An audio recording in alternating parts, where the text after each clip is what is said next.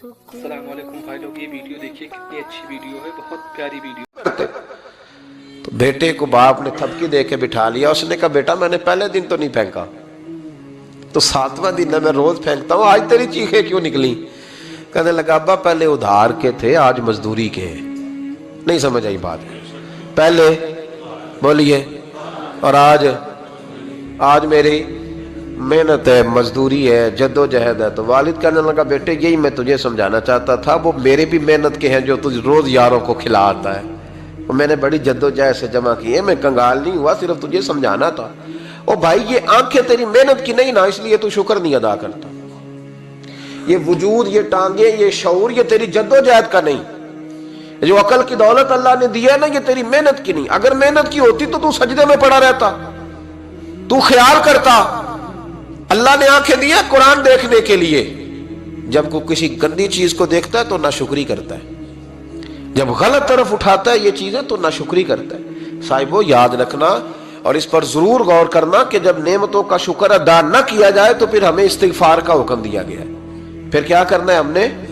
इस्तिगफार का, या अल्लाह हम तेरी नेमतों का शुक्र अदा नहीं कर सके तो हमें माफ फरमा दे, तो हमसे दरगुजर फरमा, माफ फरमा। एक इस्तिगफार इस बात का है कि देखे ना, ये रसूल पाक अलैहिस्सलाम का फरमान, ये हदीस इमाम राजी ने लिखी है। और नबी पाक की फरमान के लिहाज से जो चीज़ हमारे सामने आए ना, उस पर हमारी आंखें भी खुल जानी चाहिए, दिल भी खुल जाना चाहिए कि कोई ख़ास ही बात थी जो हुजूर ने बयान फरमाई सल्लल्लाहु अलैहि वसल्लम।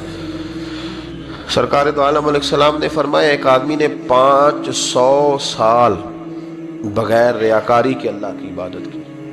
कितने साल? 500 साल। 5 साल नहीं होती बगैर रियाकारी की। तहज्जुद पढ़ने वाला जब तक 6 लोगों को बता ना दे तहज्जुद पढ़ी है, उतनी देर तो तहज्जुद आगे बढ़ती नहीं। कम से कम 6 बंदों को पता होने चाहिए। और मेरे जैसे हाजी नमाजियों का तो दिल करता है कि वजीफे पे बंदा रखा जाए जो तारीफें करे सुबह शाम। हाजी साहब की क्या बात है, हजरत साहब की वजीफा देंगे उसको महीने का, वो तारीफ करे खोल के, कहे आपकी बड़ी बात। ये मर्ज है, तारीफ सुनना ना ये बीमारी है, इसने झूठ को जन्म दिया है, बहुत बड़ा मर्ज है। हजरत सादी ने इस पर बहुत बड़े मकालाजात लिखे और फरमाते हैं ये मर्ज कुछ लोगों में बहुत ज्यादा होता है। एक अमीरों में, अमीर लोग नाराज ना हो जाए पर उन्होंने कहा है तो कोई हिकमत होगी ना, अमीरों में तारीफ सुनने का मर्ज बहुत ज्यादा होता है। फरमाते हैं एक बादशाहों में और तीसरा औरतों में, इनमें ये बीमारी बहुत ज्यादा होती है। कोई तारीफ ना करे तो खुद अपनी करनी शुरू कर देते हैं, खुद ही कह देते हैं कि वो क्या बात सी, मेरे अब्बा जी थे वो तो 100 हाल चलता सी ते 150 बंदा टुकर कर। अब्बा जी दी छड़ तू दस तेरे किन्ने चलते, तेरे को किन्ने बंदे रोटी खाते, अपनी बात करना। इकबाल कहते थे तो वो आबाद तुम्हारे ही मगर तुम क्या हो, हाथ पे हाथ धरे मुंतजिरे फिरदा, अब्बा जी की दादाजी के छोड़ अपनी कर, हमें तो तेरा पता है, तू अपनी बात कर, तेरे अंदर भी कोई चीज है कि नहीं। अब्बा दादा तो सबके बड़े, हजरत आदम की औलाद है तो हजरत आदम नबी थे, तो बाप दादा तो सबके बड़े बड़े ही हैं। बात ये है कि अपनी बात करनी चाहिए ना। तो ये बीमारी है, ये नुक्स है। 500 साल बगैर रियाकारी की इबादत, और बयान मेरे नबी करीम अलैहिस्सलाम फरमा रहे 5, बोलिए, ये बहुत बड़ा मसला है।